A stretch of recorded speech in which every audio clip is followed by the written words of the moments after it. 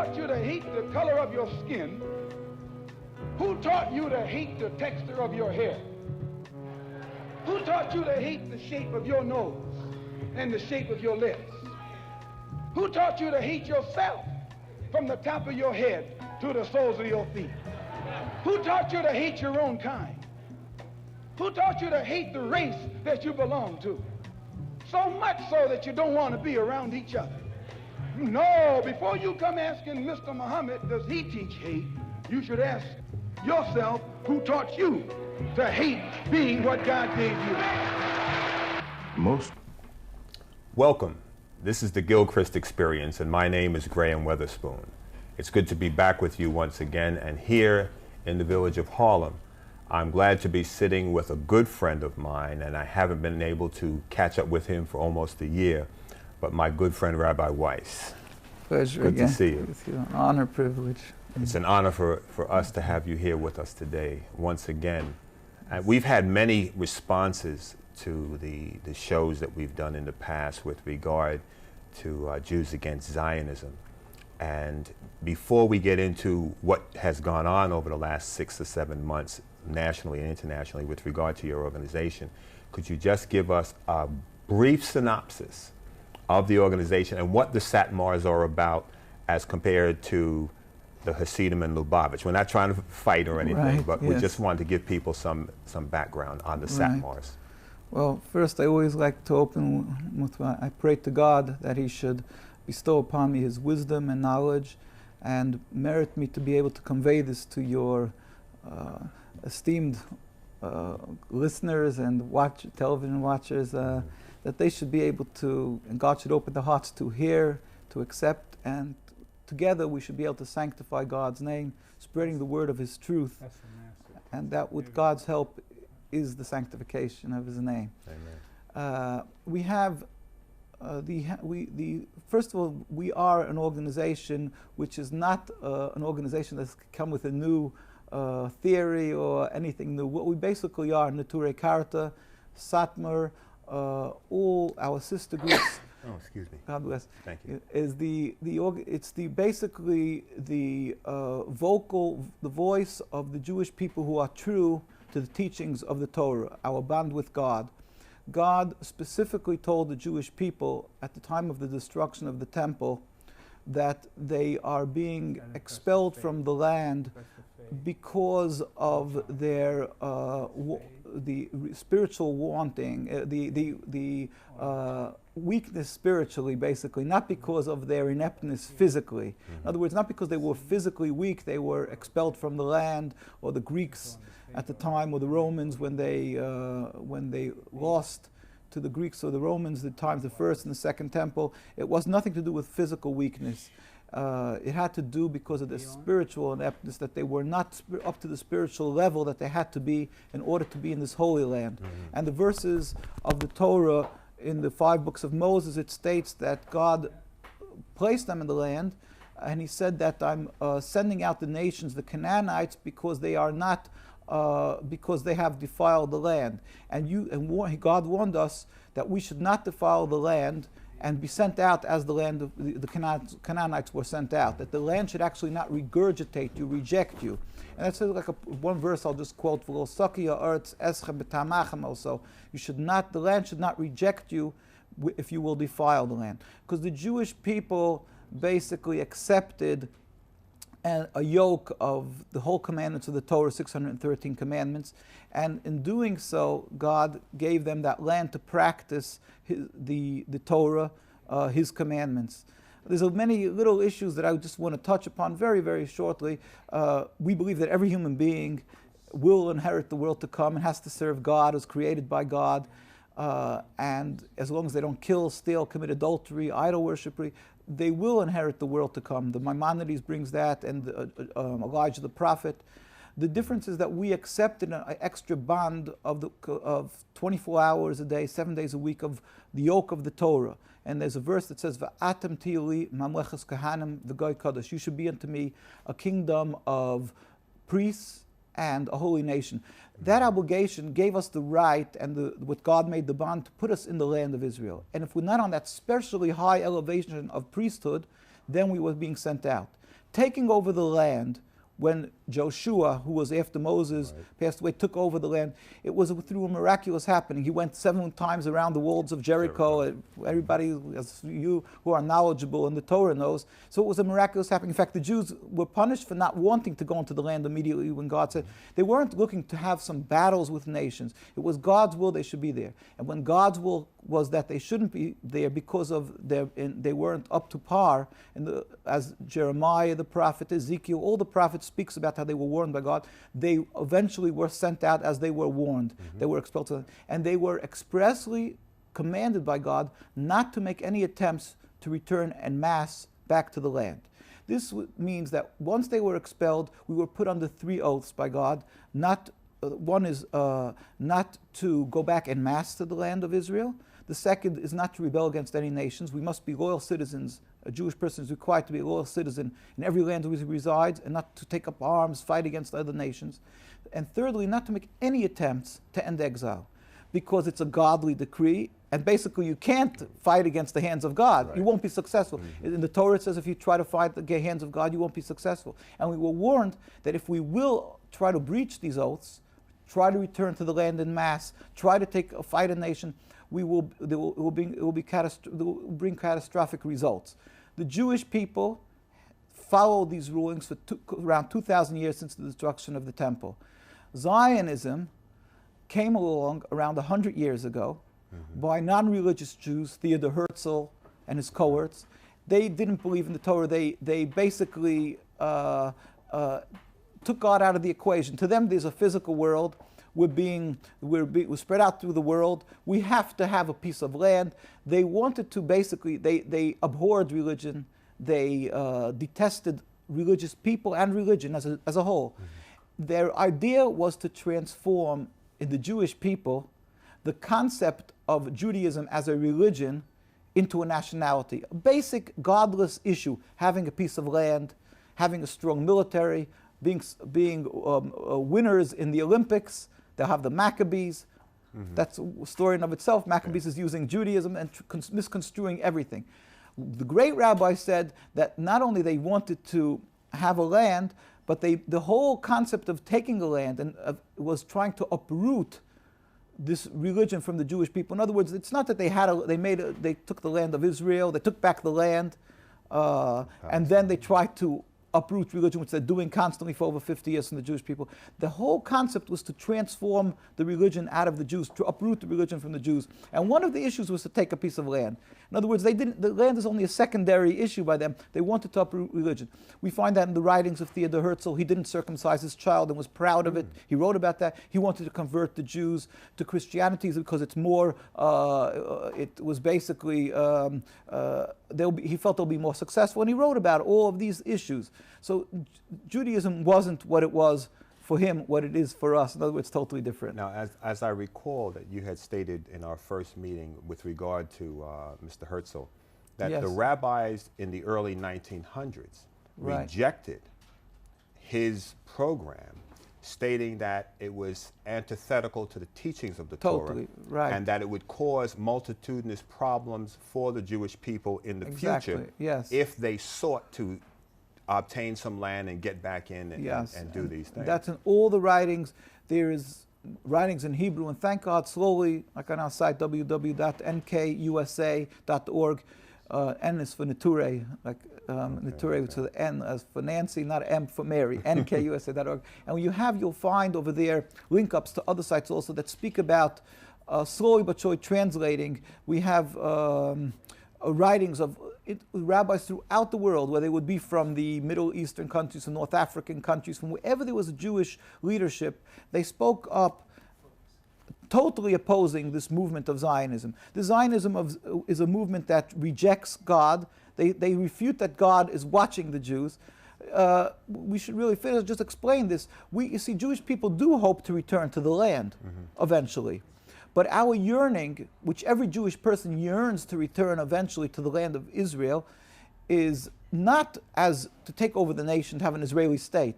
The concept is that we believe with the destruction of the temple around 2,000 years ago, and we were expelled from the land, our purpose on this world is to glorify God. That's what the human being's purpose on this world is for. The ultimate glorification of God is when all humanity will recognize the one God and serve Him in harmony. And that is what we pray for every day. And it's in all our prayers, and especially in the high holiday prayers, and so every Jew says on the Passover, it says, L'shana haba b'Yerushalayim, the coming year in Jerusalem. But we are clear in our prayers that mipnei chato'enu galinu me'artzenu, because of our sins we are expelled. So we have no use to return to the land as a nationality. And our hopes are not to take over the land from the Palestinians we're going to take over with phantom fighters or anything of that concept. It will be when there will be a metaphysical change in the world. All humanity will one day wake up, or however God will bring this about, we don't know, and there will be a metaphysical change in the world without human intervention. All humanity will recognize as one God, and peacefully, we believe, go up and serve God in Jerusalem. So we're not trying to force our views on anybody. Right. When the time will come, that is what will happen, we believe. Somebody doesn't agree with us, fine, so be it, because today we are required not to take over the land, only to pray and serve God and to emulate God, just as God is compassionate. We have to be compassionate. So this is the Jewish concept. Zionism utilized, they used as a ploy, they use this Judaism, they wave the Bible and say, well, the land of Israel, God gave it to us. They counted on the ignorance of the Jewish masses and of the non-Jewish masses, because they said to the people, it says in the Bible that God gave the Jewish people the land, so let us now take it over. That's how they approached the Jews, even though they were non-religious, and their concept was not really for godliness. They weren't worried about the concern of God's glory. They were just wanted to make a nationality, but they approached the Jewish communities and said, hey, we're the beginning of redemption, and what they did, and today you see even the evangelist Christians who are very much backing the Zionists are actually fooled into this belief, that they're supporting the Jewish people. On the contrary, being that it's a rebellion against God, this trying to leave exile is therefore that it's not only not good for the Jews and not helping them, but unfortunately it's bringing to this great tragedy that we see over 50 years of bloodshed and suffering. By the way, I have to, again, I know I'm long-winded, but let me just say one word here. This would be, even if the land would be desolate, if no Palestinians would be living there, we would be forbidden to take over the land because we're in exile. Mm-hmm. But being that it was inhabited by the Palestinian people, that compounds the sin, and it just brings up a whole torrent of other sins, because in the Torah it says, thou shalt not steal. We have to be compassionate, to oppress, to expel the Palestinian people. This is all the nemesis of Judaism, the antithesis. It's all opposite, the contradiction of what Judaism is about and what we're commanded to do. So we as religious people have always pain and suffered together with the Palestinian people, and unfortunately our voices are not heard, which is opening a whole other story here. Yes, I remember when you spoke about the situation with the Gestapo during the Second World War. But I want to move forward, if I may. I spoke with a friend of mine who went home to Gaza some months ago, and he hadn't been in Gaza in a number of years. He lives in Brooklyn, and he was greeted with this big wall. And he got to a section in the wall where there was a turnstile, where he would have to enter the turnstile. The Israeli soldiers were on the other side. He had to show identification, explain where he was going, why he was going. And he spoke of the mistreatment of even elderly Palestinian women by these soldiers. An old lady wanted to go see a relative, and they told her, no, you go back, get out of here. A gentleman had a small child with him, and he wanted to get someplace, and they said, no, you can't come through this gate, go down to the next one, which was a few miles away. And people that literally cannot go from one side of the street to the other to see a relative. The situation in Palestine, and now we have Hamas. Can you give us some thoughts that I know you were supposed to meet with the Prime Minister? Right. But before we get to that, the desperation of the people, and we saw this in Soweto over 30 years ago, when the children were killed in South Africa. I always say that when no one will listen to the people who are being victimized, it calls for desperate measures. The children were killed in Soweto. even African Americans here took to the streets in the 60s and Martin Luther King, and then it went into civil unrest. And we have the suicide bombings. It's a desperate measure that people are taking. What are your feelings now that Hamas has come into play in Palestine and the situation there? Again, I'll mention again another word because we forgot to, you asked about Lubavitch and Satmar. Let me just mention that, Satmar and Lubavitch. Lubavitch was is a dynasty, both are Hasidic groups from Eastern Europe. Lubavitch came from Russia. Satmar is a town in Romania, and the rabbis were followers of like 200 and something odd years ago of the Baal Shem Tov, and they had a dynasty of rabbis. Both of these rabbinic dynasties, Hasidic dynasties, the rabbis were very holy people, and in the beginning of Zionism they were the most prolific, the most vocal against Zionism, and both Lubavitch and Satmar. In fact, Lubavitch has a lot of books where they're very explicit and they detail the wrongs of Zionism. Unfortunately, what happened with Lubavitch is what happened to many today of the modern Orthodox, which is that Zionism saw that they can't confuse the minds of the very Orthodox communities to support Zionism. In other words, even though you'll find Orthodox communities that are in support, that basically belong to the government today, like in the Shas party and different things, although their teachers were the most ardent anti-Zionists, but they felt that they can't exist without representation, as we find Palestinian people have representation in the government. I'm sure not everybody agrees with that policy. But they decided, so it was a difference of opinion between rabbinic authorities. Our leaders, like the Satmar community, which Rabbi Teitelbaum was the leader of blessed memory, they said, no, we can't sit together with this criminal government. It's forbidden to be, and we have forbidden to participate at the cost of our lives, basically. The Lubavitchers, they didn't actually join the government. The ones similar to them joined the government to have representation in the government. They said they'll be able to fight from within. And the proof is that the vast majority of the religious there don't send the children to the army, and it's a very big point of contention between the left Zionists, the non-religious, and they don't have Israeli flags on their buildings, even though they get supported by the state. Now, what the Zionists felt that they'll be able to basically take over the whole mind of all the minds of these people. They saw they weren't very successful, so they started selling the fear factor, basically telling these people that the Arabs are your biggest enemy, and even if they weren't, today they are because of whatever happened, and now if you'll give back an inch of land to them, they're going to throw all the Jews into the sea and so forth. This is propaganda that's just been indoctrinized into the minds of them, and all the papers are endlessly without a stop for 20, 30 years, or maybe even from the beginning of Zionism.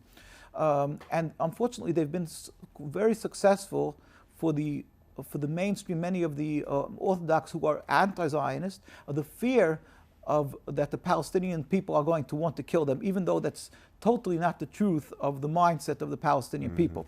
Satmar said don't join them. So that would be the difference between Satmar. Satmar refuses to participate in any manner with the state of Israel. We have hundreds of thousands of people there living in the land that lived there even before Zionism came and that are living there today, spread out throughout Palestine, throughout occupied Palestine. And with pictures which will be seen later on the show that we have hundreds of thousands. You can see by demonstrations. Unfortunately, the media doesn't cover it because of pressure of Zionism. But you do have, it's unbelievable, the amount of people who stand up in opposition to Zionism. Even though they have children, they have to have doctor's bills, and they can't afford it. They're poor, dirt poor. They won't touch a penny from the Zionist state. They have nothing to do with the Zionist state. While the Lubavitchers and they are good, unfortunately today.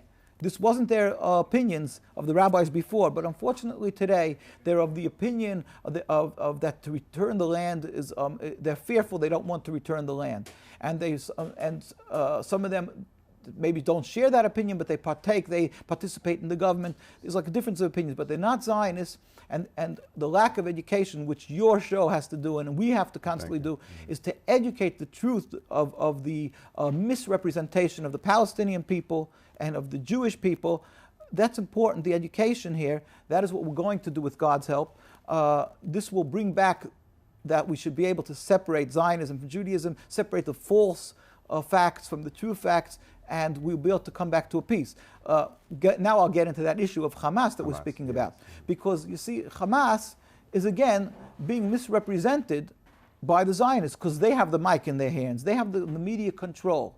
They have AIPAC, which controls politicians, as we all know, which is an issue we should get to speak about, and we'll talk about the media. They control politicians in this country. In this country, that's what AIPAC does. Anybody who speaks up against them is committing political suicide, which AIPAC, Democrats, Republicans, the majority, the whips, and everybody in Congress and in senators and the president down. Everybody, when they make their convention, the conference in Washington, they go and they show their support. They make the obligatory tour of Israel before their elections and things like that to show that they're not anti-Semites or the support of Israel. Again, there's so many different issues.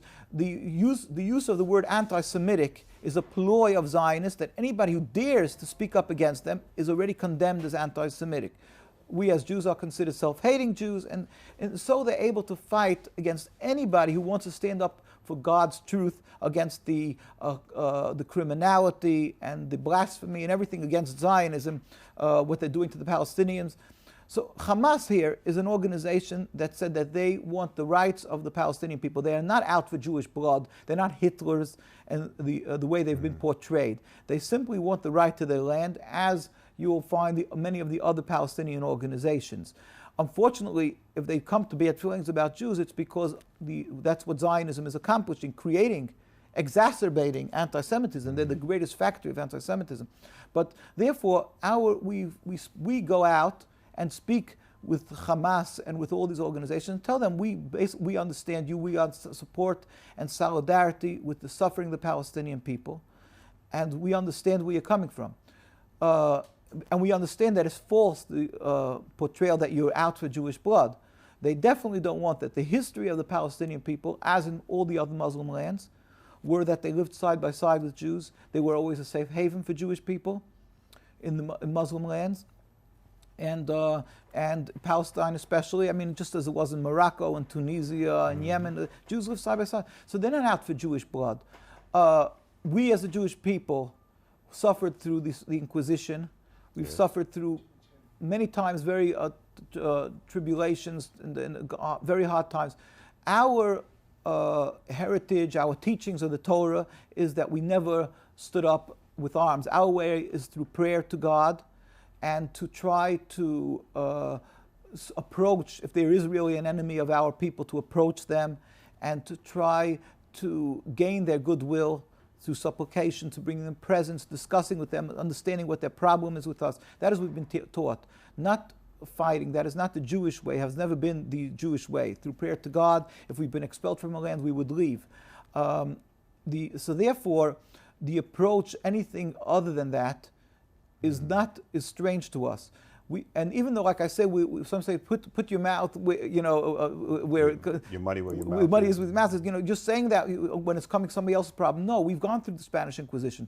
We've been killed in the millions. Even in Germany, it was never the way of the rabbis that we should be fighting. Of course, if somebody breaks into my house, we're allowed, it says in the Torah, to kill them. But to stand up and have armies and fight, that is not the Jewish way. And that would be by enemies. The Palestinian people, the Muslim people, the Arabs were never our enemies. That is false. We had a difference of religion. But till Zionism came, we never had a problem of coexisting. We coexisted. There were no human rights groups. There was no UN. And still we were living in. They could have massacred us, and they didn't. The portrayal that it's a religious conflict is totally false. It's a Zionist propaganda issue to cover for their flawed a movement of Zionism that has created the rift between Jews and so our approach we can't condone. We of course we're not here to say that killing doesn't bother us. The killing of people, of the Jewish people by suicide, it hurts us tremendously. The death of Palestinian people, of Jewish people. Our rabbis warned us that Zionism will bring this result because it's a rebellion against God, and the Torah says that this will be the result. It hurts us tremendously, and our rabbis warned us about it. But our approach is always through prayer. So we lift up our hands. So we know that our approach is through prayer to God and education. But we know where the Hamas is coming from. We understand their suffering. We understand where all these movements are coming from. And therefore, we approach them. We say, we want you to understand, we are not your enemies. Judaism is not your enemy. And they say, they understand that. Judaism is not there. And the Jewish people as a whole throughout the world is not their enemies. It's this movement that's constantly conning and indoctrinating the masses of Jewish people. It's the movement that has to be eradicated, and education will do that. There's a lot to talk about we try to say constantly that your program, your television program, and programs like this is the tool to, just like you were mentioning, let's say in South Africa or countries like this, where you had this oppression of a people, and everybody understands it's blatant racism. It's against God. We call human rights godly rights. It's against humanity. Just because a person's color is different, you can oppress them, and the world didn't understand. But there was then a pressure from the grassroots. People started saying to the government, even though it may be good for you, government, to stand in and deal with them in commerce and so forth, but it's not right. This is not right. And eventually that pressure was put on through the grassroots and through shows like yours and things like that put pressure on the government that they make sanctions and they should stop it, because the people start realizing this is wrong. Here in Palestine, people don't understand what the problem is. They think it's a religious conflict because Islam can't get along with Judaism. That's what the Zionists want to sell. And then because of that, they want to say, another tragedy comes out, that the Muslim people can't live in the United States or in Europe. Because just like they can't get along with the Jews, they can't get along with the Christians. That is all Zionist propaganda, because they want to misconstrue history and claim that it's a religious conflict, an ingrained hate from Muslims to the world. The truth is, if we, using your program and implementing such of educating people, everybody would just bring their testimonies. They should speak into tape recorders, the older people, or write it, and it should be recorded. This testimony of how Jews, on a personal level, lived together door by door, neighbors, helped each other, Jews and Arabs, Jews and Muslims throughout the world, and in Palestine and the other Arab countries, and advertise this in the papers, and people should start waking up and say, so if that's the case, it's not a religious conflict, even though the religions are different in a certain manner, partly, but it's only because of this Zionist ideology, the Zionist movement. Then they'll understand that it's a racist, it's a movement against God, it's a flawed movement. Why do they have a right to take the land away? If it's not Judaism, it's not godliness, it's purely against the teachings of the Torah, and it's a racist movement, then they'll understand, and they won't be afraid to enter the fray, people from around the world, and they'll be able to back the Palestinian people and not be afraid they're anti-Semitic. They won't be afraid that when somebody will say you're anti-Semitic, they'll be able to say, wait a second, I'm not against Judaism or Jews. Look at that. Look at these religious Jews. And look what the Torah, what I've seen in the advertisements in the papers, and Jews have been able to live together. It's this flawed movement. Then we can accomplish. As a Christian, I know many preachers and evangelists speak of the reestablishing of the temple. The reestablishment of Israel as a nation, and with regard to the books of Daniel and the books of prophecy, and in the New Testament, which we read, the book of Revelation, and the closing time, there is mention there of a great battle that would take place, the battle of Gog and Magog in a great valley, where the armies of God would come up against the armies of Satan in that great valley, and the blood, it says, would rise to the height of a horse's bridle. But they speak of those who would come up against Israel to destroy Israel. And in Daniel, he speaks of the bear, and there are other symbolic references. But many Christian pastors, many pastors, I believe, are caught up in this patriotic and a religious scale. And I believe that we must all understand that if we see God as the creator of all mankind, our first allegiance must be to him. Not to a country, first to him. Because countries have agendas. Countries are corporations. That's what they are, literally. And their agenda is not always in line with God. And I think that many pastors, not knowing history, and there are more things that we haven't even gotten into. You spoke of anti-Semitism, and maybe in another show we'll get into that, because the history of the Israelites, going back to Abraham and Ishmael, and the two were circumcised on the same day. And the Torah says, thou shalt not kill thy brother. And how can you kill even your half-brother? Ishmael was circumcised with Abraham. That's the seal of the covenant. So how could Isaac or Jacob seek to kill his brother? And we really need to understand that if we don't have a true relationship with God Almighty, all that we have is religion. Because people can come up with different agendas, different ideas, and we can be swayed by them. But if God is not in us and is not a part of us to help motivate us and drive us to do what is right, righteous, and to stand up against what is wrong, we'll continue to have these conflicts. I had to explain to some people, the American flag is not God's flag. The men who founded this country were theists. They believed in a God. They didn't necessarily believe in any specific religion. They just believed in a God. They were theists. They didn't practice any specific religion any more than the Zionists do. But it is spiritual leaders that must teach and teach the truth and be held accountable for speaking the truth and teaching the truth. So we really must know the history and then take a stance, whether you are standing alone, as Caleb, and when Caleb and Joshua went into Jericho, many of the men said, oh, they're giants, we can't go in there. Mm-hmm. But Caleb said, let's go in. Not because they had the might, they had the power and the numbers, but because he knew that God was with them. God had preordained this. And Moses told Caleb, he said, the ground that you walk shall be given to you. It was 45 years in coming, but it did come. You are traveling around the country and around the world, seeking to have people not only understand the difference between Zionism and true Judaism, but you're doing this in mosques, you're speaking in universities, and you're meeting with world leaders. Now, recently, you were telling me you were in California last week. Could you tell the audience about your trip to California? In Irvine? Well, we went again. That's just like you say. It's a small step, but we are required by God to do whatever we can, and we go speaking universities. This last week was in Irvine and in Pomona. There's also a university over there, and mosques over there in California. We spoke to these students. There is, of course, on the students, there is on the campus, there is different bodies. There's unfortunately, Zionism is trying to place the clause basically even into the Jewish student bodies throughout the United States, wherever this campus is. There was a movement called Hillel.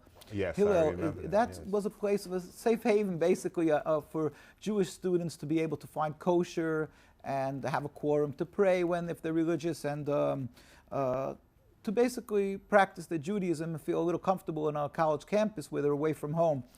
Unfortunately, the Zionists realize that the college campuses are starting to become aware that that the state of Israel really isn't that of a godly place. That it's that there may be godly people there, but it doesn't represent godliness, and the oppression of the Palestinian people is wrong. It's always the college students who are like I say, that grassroots that starts awakening and awakening the leaders. So, and people are starting to become aware that it's not Judaism, the state of Israel, it's a political movement, and they're starting to stand up against that. In fact, some places they're starting to try to create some sanctions, to make a movement to have sanctions against the state of Israel. Different things are happening. So they started using this Hillel house and taking over the Hillel house. They're sinking in millions of dollars in these colleges to take over the Hillel houses, to be able to use it to promote Zionism and to stand up and to really intimidate any opposition against the Zionist movement. There's many Jewish people who are starting to turn to the Palestinian side because they're Jewish and they want to support the Palestinian issue. And so we went on Irvine, there's the Muslim student body, and they created a mock wall over there, of the separation wall, and somebody was dressed like an Israeli soldier, and they invited me amongst other speakers for they had a whole week, which is many colleges that are doing that now. They invited me to speak over there, and it became controversial, whatever, so they had television and newspapers were there on the campus. We had a march over there, and thank God, like we marched and said, Judaism, yes; Zionism, no. The state of Israel has got to go. And that was the march which the Palestinian people, the Muslim student body and us together chanted, Judaism, yes; Zionism, no. The state of Israel has got to go. And that was so important to educate, as I say, to differentiate between Judaism, the religion, Zionism, this political movement, this flawed movement.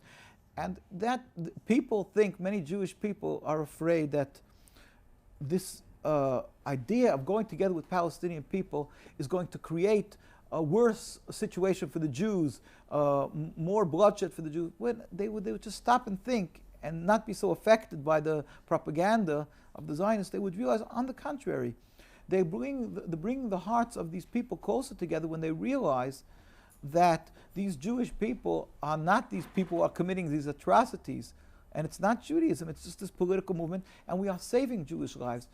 Zionism is exacerbating anti-Semitism throughout the world. They are causing this, God forbid, what you were talking about, the end of time, God forbid, the bloodshed, and that the blood should rise, on the streets. And they want that because they have a win-win situation. Sharon went to France when they saw that Zionism is causing, that anti-Semitism is growing. And actually, the European Union said clearly that it's anti-Zionism, it's not anti-Semitism, and they tried to stifle that message from the European Union. The Zionists, the state of Israel, tried to stop that message from coming out. But of course, it is causing anti-Semitism. How much, when you see so much involved Jews, the state of Israel eventually brings to anti-Semitism, there's no question. So they're exacerbating anti-Semitism.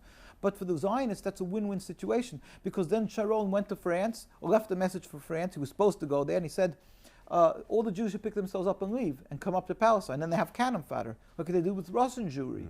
That is what they want.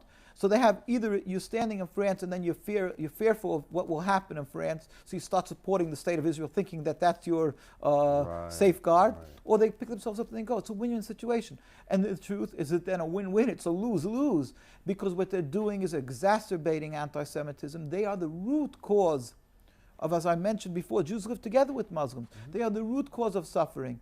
You mentioned about the third temple. The concept, all these concepts are in Judaism also that you mentioned, the Bible and all this. Sharon went up with 1,000 soldiers onto the Temple Mount. That is totally, that is a cardinal sin by Judaism, because we believe until the metaphysical change that I mentioned before of time where God will reveal His glory and then He'll purify us, till that time comes, we're forbidden to step. A Jewish person is forbidden to step onto the Temple Mount. And every religious Jew knows that.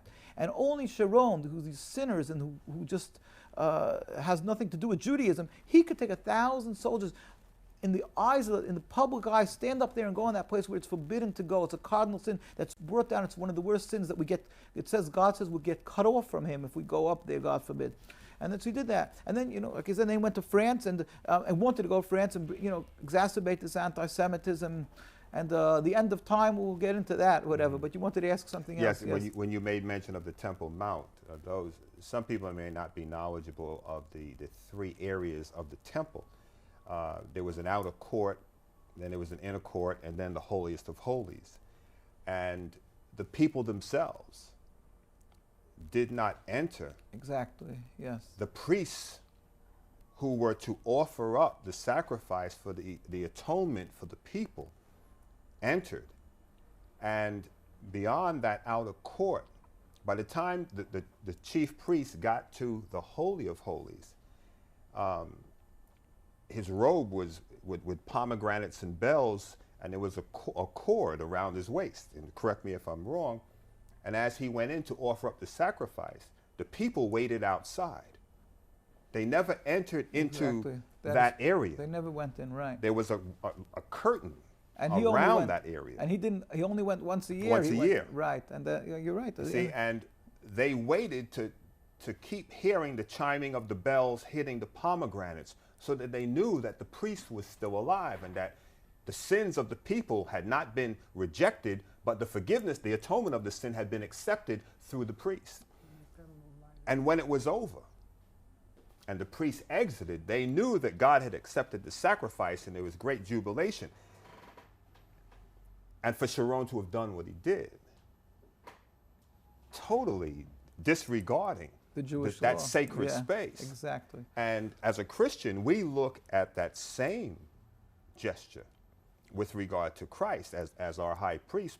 And we as Christians need to understand something. If we really want to understand Christianity, we must understand Judaism. Jesus Christ was not a Christian.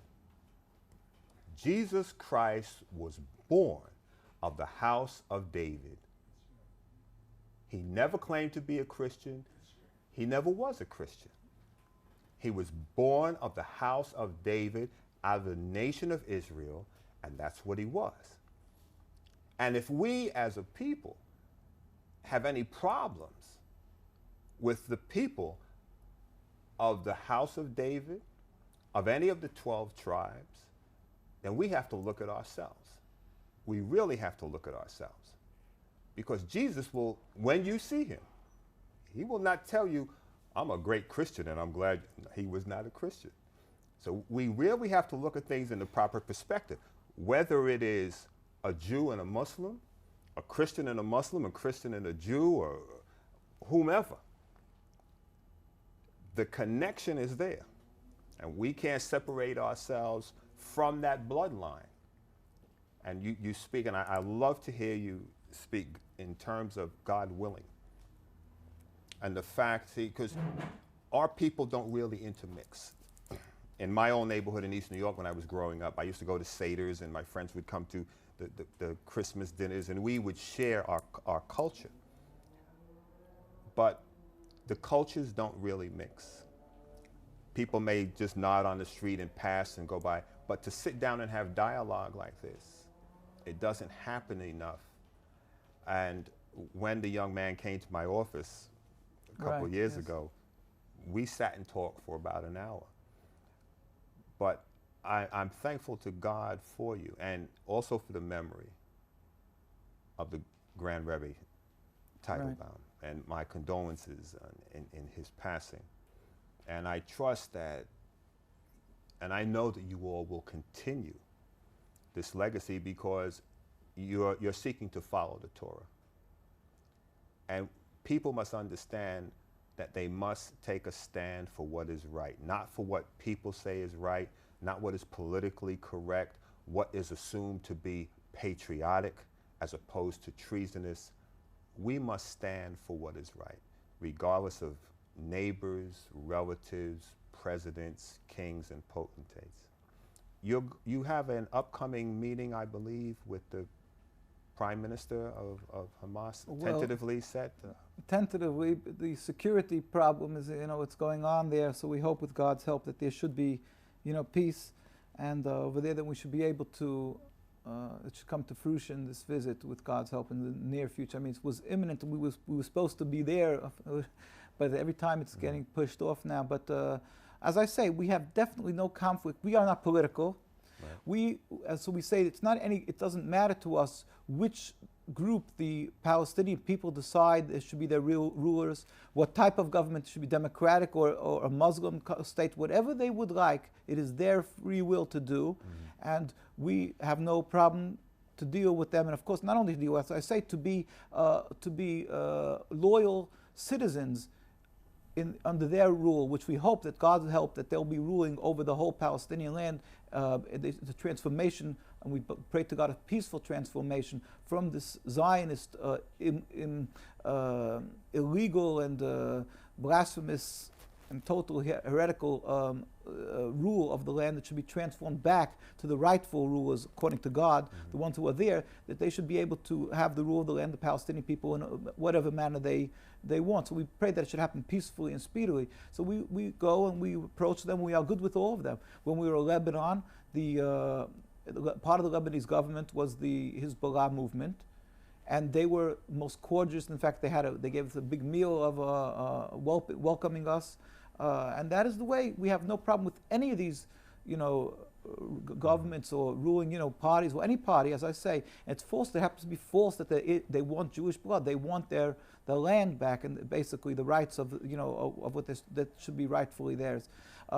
It's also like what you mentioned of Armageddon. All these concepts. We as Jewish people were told not to really delve into exactly his prophecies. We don't know exactly how it will turn out. But one thing we do know, we have to do the will of God, not to take over, not to try to have any state of our own. Eventually, the glorification of God is when all humanity, then there will be, we believe the temple will be created and Jerusalem will be created by God, as it says in our prayers. It was destroyed with fire, it will be created with fire. God himself will create a temple where all humanity will serve him. Like I say, so people accept it, fine. If they don't, it's so be it. Our idea of Armageddon is also like something we believe that there will come a time when it will be a revelation of God's name, glory throughout the world, and there will be a fight of, like you say, evil or whatever. But to do anything to create this fight or like to use these concepts and to say that the Jews have to go up there with the evangelists, that Jews have to go up to the land, they're misinterpreting it. It's very clear, the interpretations of these things. We always say that there's the oral law and the written law. The written law is the 5 books of Moses, but you just look at the written law. There's many verses that you can't possibly comprehend without understanding what Moses was given orally. And the Talmud is the oral explanation of that. And although it's been given a bad rap, and we should really speak a little bit about that, but the Talmud is, if somebody really studies the Talmud, doesn't misconstrue or take out of context, they'll see that the Jews are constantly being scolded in the Talmud, and the books of the prophecies also. Joshua the high priest, it says in the books of the prophecies that he's sinned because his daughters married non-Jewish people, and according to Jewish law you must marry a Jewish person, and he was sinned, and so forth. He sinned. This person was a very holy man. He didn't marry his daughters. He didn't go against God's commandments, the main commandments. But the point was, as the rabbis say, it meant that he didn't scold the Jewish people enough, so it was considered like he did it. But if somebody just reads the verse, he'll get the wrong impression. And the same thing about the prophets. Sometimes the prophets said they did this sin, that sin, when clearly these were very holy people. They weren't going to do these base criminal acts. And but the same thing, the Talmud sometimes scolds the Jewish people and sometimes scolds the non-Jewish people. So the Zionists will take out of context the scolding of non-Jews and say, look, that's what we have to do to the Arabs. And the Arabs will say, look, that's what they're doing to us because it says, but that's wrong. And the proof is that we've been living together with the same Talmud for hundreds and hundreds of years, and we had no problem living together. So you see, it's taken out of context. In the Talmud, it clearly states that we're forbidden to take over the land. So we pray, like I say, for the spiritual revelation. We pray, first of all, a speedy, peaceful dismantlement of the state, so we can live again in harmony as we have. And that's what God's name is, Shalom. He wants peace, and that is what we have to pray for and work for. And eventually the revelation of God's glory, all humanity will serve God in peace. Thank you very much. Gentlemen. That's Winston Gilchrist. It's Gilchrist behind the camera here. But my main concern is, how can we help? What can we do to, you're very low exposure very little exposure you have in the main media. That's obvious. Very few people hear this story, and it's an amazing story which we all should really concentrate on getting to know a little better. Now we see here you have black and Jew together, and we're all friends. We've been friends for years now. And there's very little talk about all this in the major media. What can we do about that? I mean, is there something we can do about it? I mean, well, thank God, like with the alternative media, with all these things, like somehow, you know, one gets hold of the other and they get link-ups and things. I mean, I think it should be constantly advertising, people, begging people for testimony. The generation is dying out, the older generation.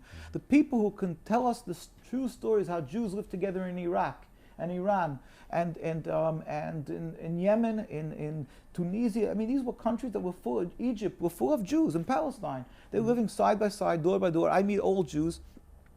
And unfortunately, a lot of it is not getting recorded. The Hebron massacre, the Zionists are constantly speaking about the Hebron massacre. We, thank God, found an older rabbi who passed away a few years ago. We have a tape where he spoke about that the Jews were living together in Hebron in perfect harmony with the Arabs till the Zionists came in. And that and he tells, we have it's written in our Rabbi Baruch Kaplan.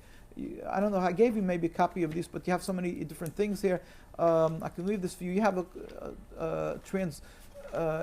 he spoke on a tape. It's been transcribed. This is a letter from the first Rabbi Dushinsky. Another thing I'd like to ask is, what's the pressure coming on to you as far as, you know, the major media has been known to be run by Jewish people. How the Zionists possibly? I don't know. You have to tell me about that. But are they pressuring you? Are there any attacks coming at you? Definitely. There's physical and there's mental. They constantly call up, and I mean, let's say we'd be standing and protesting. I mean, you'll have the intimidation from them. This last year, you see my glasses. This chip that came from a protest. I'm proud of it. I keep these glasses. I don't change it. You know, they'll attack us physically. They'll constantly, if we make a larger demonstration, that's one of the reasons that we're reluctant sometimes to make large demonstrations, because many people lose their jobs, because somebody will see or become aware that some Jew, one of the people who's anti-Zionist went out and protested, and they'll approach the owner of the store where that guy's working and say, we'll boycott you and things like that, and eventually many people lose their jobs. The media, you know, the misconstruing. When I went to Iran, we were just in Iran now. So instead of reporting, especially, what happens with the Bush administration? That was my next question. Yeah. Well, let me just mention this. It's so important. We went to Iran. We had like 5. Is your phone tapped? I'm sure. Well, I take it as a given, you know. But we have nothing to hide. You know, we have no problem with that, because we're open for anybody to see. We do what's God's will with help, you know. But we went to Iran, so it was a delegation of 5 rabbis with an important meeting about Palestine. And here they keep on saying that Iran is the threat to the Jews. Why wasn't this reported in the press here? It was in the Arab World report. It was not reported.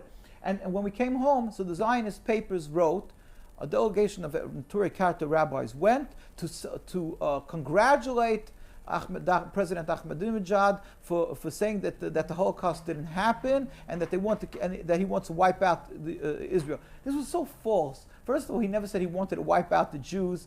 You know, like we explained, and they kept on explaining they're not against Judaism. We want to see the end of this rule of the land, but not the Jewish people. In other words, the political movement called Zionism. He doesn't. He stated whether he has a right to question. He said that he wants to being that the Zionists are using the Holocaust for their purposes, and they're using it as a tool to further their state.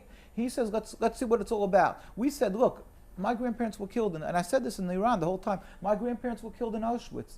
And I could go through the litany of all the members, many members of my family who were killed, and neighbors and so forth. I mean, these were facts, you know. And does that mean that? But they died because they wanted to be Jews, and some they could have sent their children to Christian families, but they said we're Jewish, and I don't want them to die, the parents to die, and then the children wouldn't be brought up Jewish. Right. So, and they were giving their lives for Jews. Now to use this to defile, to desecrate God's name, to use the happening to the Jewish people, this catastrophe, to build a rebellion against God, a state that's forbidden by God, that's terrible. That's just taking this tragedy and compounding it, and it's even greater desecration of God's name, because they're taking all these Russian Jews, people who didn't have Judaism for so long, and also the first thing they thought now they can have Judaism. They go to Israel, And what happens to them? They think they're being good Jews because they're speaking the Hebrew language. They have modern Hebrew. It's not even the real Hebrew, Ivrit. And they're supporting the state. And they think, they don't know because they're 70 years, they didn't have Judaism. They think they're being good Jews. If it wouldn't have been for the state, they would have become religious Jews. Now they're not. So it says if you make somebody sin, it's worse than if you kill him. If a Jew who dies, he died once, and his soul returns to God. If he keeps on living and is not religious, then his children and grandchildren, they keep on sinning. Zionism, in a manner, and many of rabbis say, is worse than what the destruction by the Holocaust, because 6 million died. Now you have almost 6 million Jews there who are, the vast majority are becoming non-religious, who became through Zionism, and just keep on sinning and sinning and sinning because they didn't accept Judaism in the state of Israel. It becomes a mathematical progression of an era. And it's not, the state of Israel is not, they call it a democracy. That alone is a rebellion against God. Is Judaism a democracy? A Jew is obligated to watch the Torah. Right. So, this is all, so you're asking actually what you can do. We get these stories that people should be begged on your program, please send in a tape-recorded message or a letter or email of the stories how we live together. Ask your grandparents, go approach them, the Arab people, the Muslim people, the Christian people, how we live together in the Muslim countries. Let's get the story straight. Let us understand it's a new movement called Zionism, relatively new, only 100 years. Rabbi, before we run out of time, could you give us your web... .org? Something... Okay, okay. All right. We've got it. We had some technical stuff going on. I think we might be in trouble. Once again, our time has run out. An hour is a short period of time in the span of time.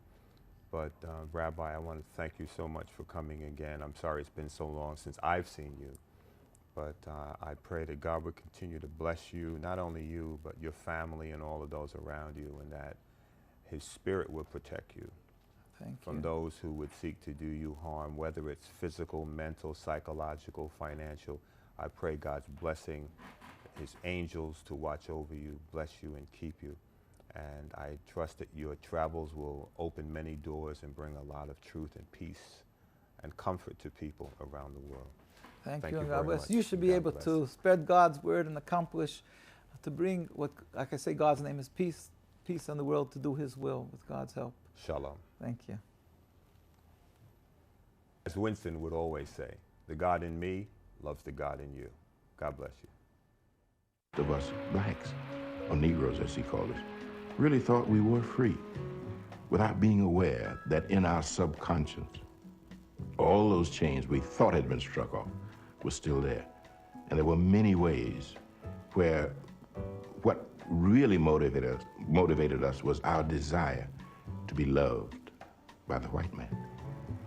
Malcolm meant to lance that sense of inferiority. He knew it would be painful. He knew that people could kill you because of it, but he dared to take that risk.